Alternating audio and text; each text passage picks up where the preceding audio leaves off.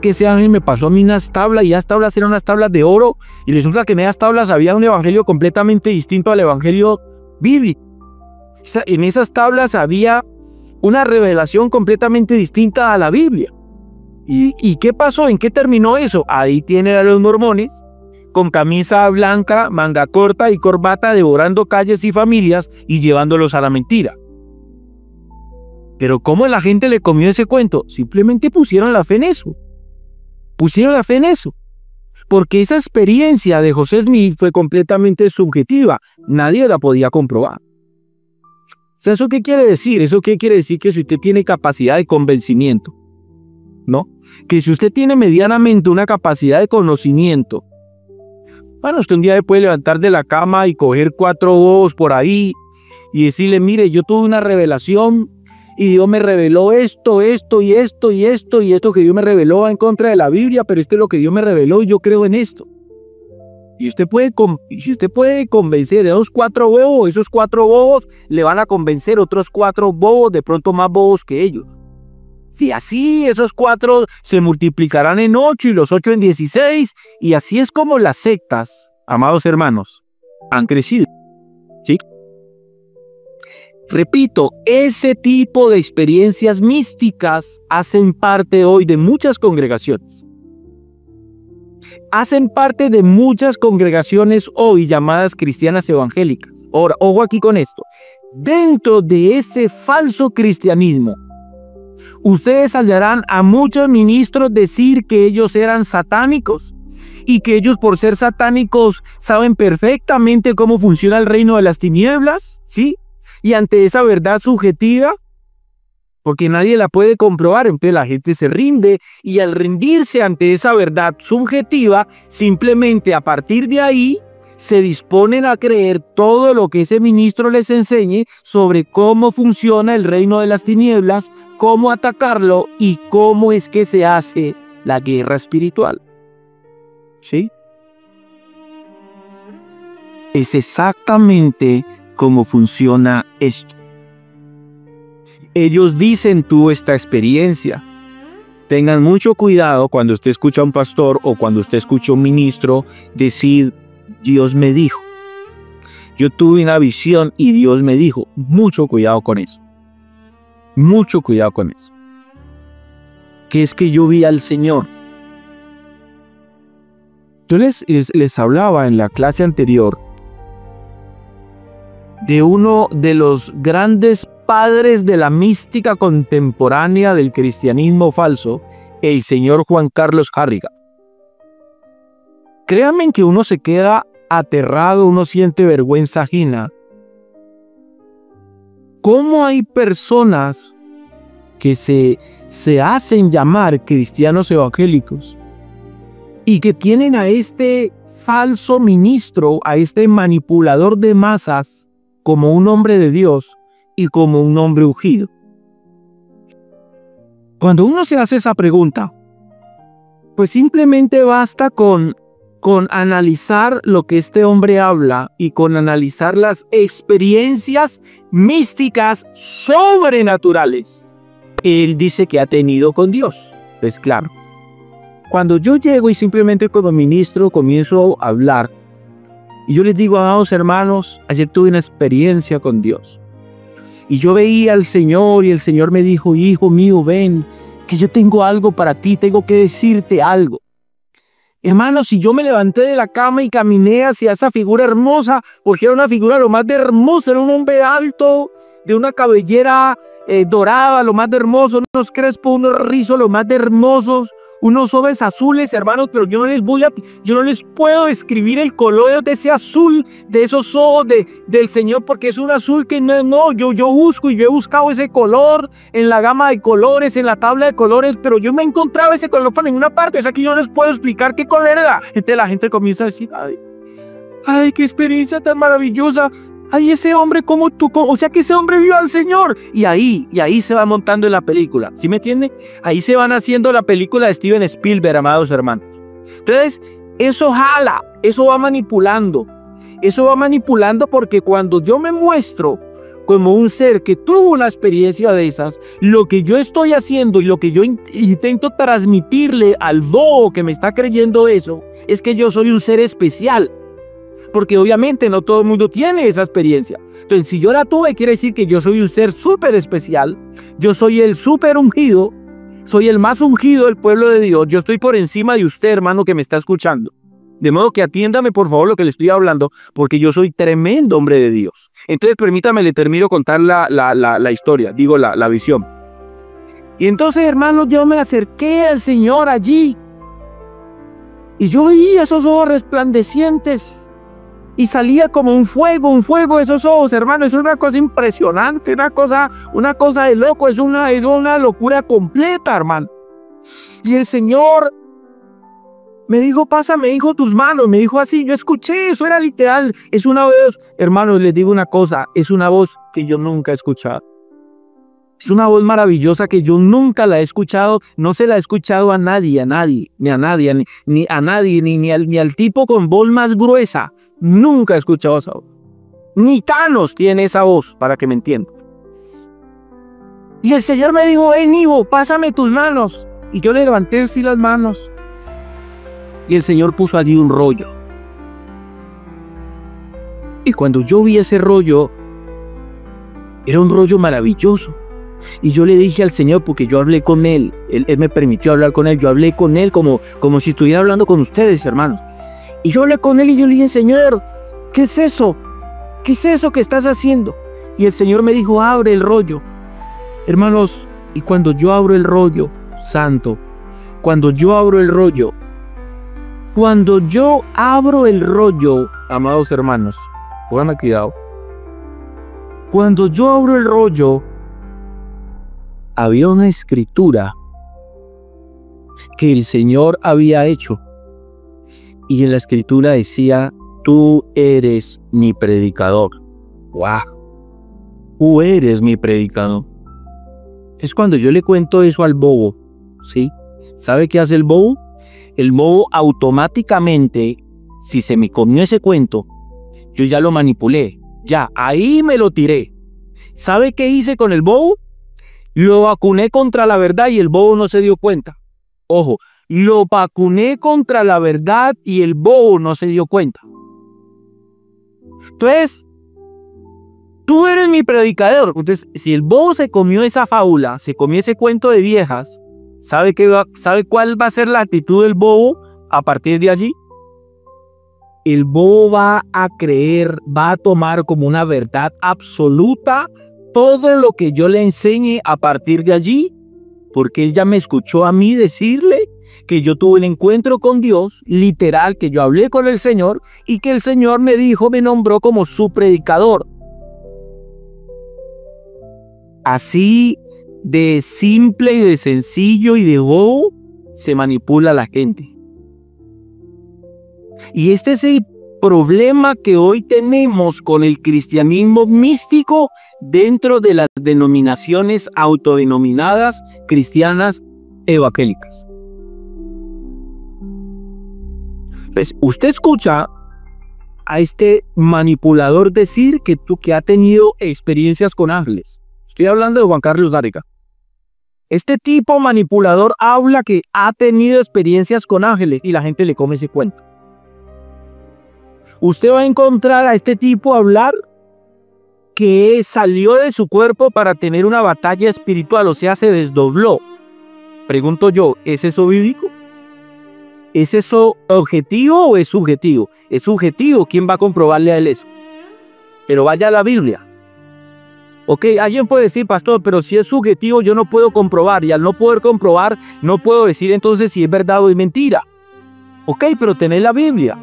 Entonces tenés que ir a la Biblia para ver si el apóstol Pablo, porque ni siquiera Pablo se atrevió a eso. Anda a la Biblia a ver si Pablo te habla de un desdoblamiento. Ya usted sabe de dónde vienen los desdoblamientos.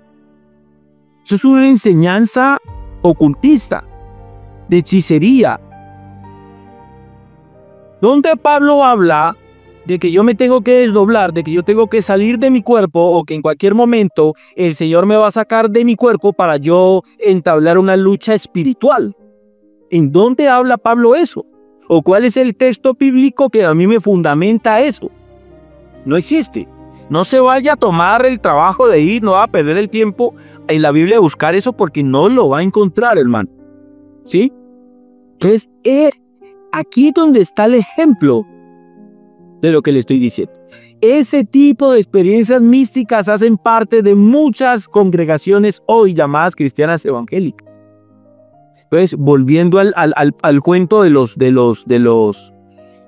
ministros que dicen que fueron satánicos y que se venden pues que como que antes fueron satánicos. Para ponerles un ejemplo, para ponerle nomás un ejemplo. Resulta que cuando hablamos, amados hermanos, de esta situación de misticismo, póngame cuidado esto que les voy a decir. Póngame cuidado con esto que les voy a decir. Cuando ustedes se encuentran en una denominación, el líder de dicha denominación, llámese pastor, llámese presidente, llámese como se quiera llamar, se vende como que él fue antes de ser cristiano, fue un sacerdote satánico, o fue un brujo, o fue un hechicero, ¿sí? Ellos enseñan y hablan que ellos saben perfectamente cómo funciona el reino de las tinieblas. Eso es lo que le venden a la gente que se congrega allí, ¿cierto? Ante esa verdad subjetiva, repito, simplemente la gente se rinde, entonces ya la gente se mete aquí en la cabeza que si ese hombre fue un sacerdote satánico, ese tipo tiene que tener todo el conocimiento de lo satánico, tiene que tener todo el conocimiento del diablo, tiene que tener todo el conocimiento, amados hermanos, del mundo espiritual de maldad y por consiguiente pues tiene toda la autoridad moral y espiritual para enseñar y para hablar sobre guerra espiritual. Sí, para ponerles un ejemplo, Ahí tenemos al señor Enrique Gómez, que es director de una de las empresas religiosas más grandes que hay en Colombia. Las populares Centros Misioneros Betelda. Este hombre, amados hermanos, le enseña a sus bobitos que él fue un sacerdote satánico y que él sabe cómo tiene que ser la guerra espiritual. Y ya sabemos cuál es esa guerra espiritual, ¿sí? Él en esa guerra espiritual que practica y que enseña y que hace, él en esa guerra espiritual, amados hermanos, hace explotar demonios. ¿Me están escuchando? Él hace explotar demonios. O sea, ¿cómo un demonio explota? Pero él tiene el poder de hacer que los demonios exploten. Entonces, él hace explotar demonios. Que eso es un pensamiento, eso es un acto, es una declaración llena de mística. Eso no tiene ninguna verdad objetiva desde la escritura, ¿sí? Entonces, hace explotar demonios. El tipo ata y enseña a atar al diablo. Ata y enseña a atar demonios. Ata y enseña a atar principados, huestes de maldad, ¿sí? Con cuerdas de oro, los manda a las profundidades del abismo. Los conjura también, ¿sí? Y a la gente que se congrega allí, les gusta todo eso, ¿sí? A ellos les gusta todo eso. ¿Por qué les gusta todo eso? Porque ellos sienten que tienen como pastor al gurú de la guerra espiritual, ¿sí? Y por eso es que cuando vos te topas con alguien que se congrega en el Centro Misionero Betelda, ellos creen que ellos le dan sopa y seco a todo el mundo, a todos los cristianos con respecto a la guerra espiritual, ¿sí? Pero cuando pasa la Biblia, cuando decidís no hacer parte de ese cristianismo falso, sino del cristianismo bíblico, te vas a encontrar con la verdadera guerra espiritual a la cual el apóstol Pablo hizo referencia. Y cuando Pablo habla sobre eso, jamás enseñó o hizo referencia a atar al diablo o atar demonios y etcétera, sino que enseñó que la guerra espiritual se centra en la lucha de cambiar pensamientos humanos que han sido puestos en la mente del hombre por el reino de las tinieblas usando la palabra de Dios. Ya, allí ya el mito de la guerra espiritual que ellos manejan se va al piso. ¿Cómo lo tiro al piso? Simplemente yendo a la Biblia. Segunda carta del apóstol Pablo a los Corintios, capítulo 10, versículo 5. Allí tenés la verdad objetiva, que la podés comprobar. Si yo te digo que esa no es la guerra espiritual, esa no es una verdad subjetiva, porque vos puedes comprobar por la Biblia lo que te estoy diciendo. ¿Entienden la importancia de la objetividad a la hora de tratar con el tema de Dios, amados hermanos? En ese texto, 2 Corintios 10:5, dice Pablo, derribando argumentos, pensamientos humanos y toda altivez que se levanta contra el conocimiento de Dios y llevando cautivo todo pensamiento a la obediencia a Cristo. Entonces, cuando uno medita en esto, uno tiene que hacerse otra pregunta. ¿Qué buscan estas empresas religiosas con esto? Ya se los voy a decir. ¿Sabe qué buscan, amados hermanos? Manipular incautos. Hacerles creer que en ese lugar hay un hombre especial. Eso es lo que ellos buscan. Hacerles creer que en ese lugar hay un hombre especial. ¿Sí? Hacerles creer que en ese lugar hay un hombre especial, amados hermanos. Es tan especial ese hombre que habla literalmente con Dios. ¿O cuántos de ustedes hablan con Dios? No, yo nunca he hablado con Dios, pues yo oro, sí, yo oro, yo leo mi oración a Dios. Yo oro a Dios, hablo con Dios y Él me habla a mí a través de la palabra. Eso es lo objetivo. Lo demás es subjetivo. Resulta que estos hombres, ellos tienen una especialidad que no la tienen sino ellos. Ellos sí hablan de Dios. Y te se paran en los púlpitos a hablar, ¿no? A contarle a la congregación sus experiencias. Que yo hablé con Dios, Dios me dijo, yo tuve una visión, Dios me habló, Dios me mostró, Dios me enseñó. Entonces la gente va escuchando eso. Y como ellos saben perfectamente que ellos no han tenido esa experiencia, no porque el tipo sea especial y ellos no sean especiales, sino porque ya Dios no trata con nadie de esa manera, pero ellos están escuchando a un tipo decir que él habla directamente con Dios de manera audible. Él escucha la voz de Dios y habla y charla lo más de que prácticamente toma tinto con Dios, pues que lo único que le falta es tomar tinto con pan con Dios, pero que él habla y tiene una conversación fluida con Dios. Es claro, cuando la gente escucha eso, automáticamente están siendo vacunados contra la verdad, porque a partir de esa fe, ese hombre, esa mujer que está poniendo su fe en ese embaucador, ya lo va a ver a partir de ese momento como un ser supremamente especial. Y por eso es que ustedes se encuentran con los cristianitos que le llaman a esos seres súper especiales para ellos el ungido de Dios. ¿Ven? Y cuando usted va a la Escritura, el ungido de Dios es todo hombre y toda mujer que ha sido llevada por el Espíritu Santo de Dios al cuerpo de Cristo. El ungido y la ungida en la Biblia no es un hombre especial, no es una mujer especial. Es simplemente un hombre, una mujer sobre el cual o sobre la cual reposa, mora la presencia del Espíritu Santo de Dios. Cuando vas a la Biblia no te muestra por ninguna parte 2 o 3 unciones completamente distintas. Yo se los he hablado en muchas ocasiones, amados hermanos. Dentro del cuerpo de Cristo todos somos ungidos, porque todos tenemos el Espíritu Santo de Dios. Y nadie tiene 2 Espíritus Santos y nadie tiene 3 Espíritus Santos. Pero el cristianismo falso sí vende eso. El cristianismo falso vende a su ídolo como un ser súper especial. Y que la relación que él tiene con Dios solo la tiene él, nadie más en la iglesia. Y ahí es cuando, amado hermano, usted se halla en el cristianismo contemporáneo, el engaño y la manipulación que hoy nosotros tenemos y que pulula en el mundo. Eso es lo que buscan.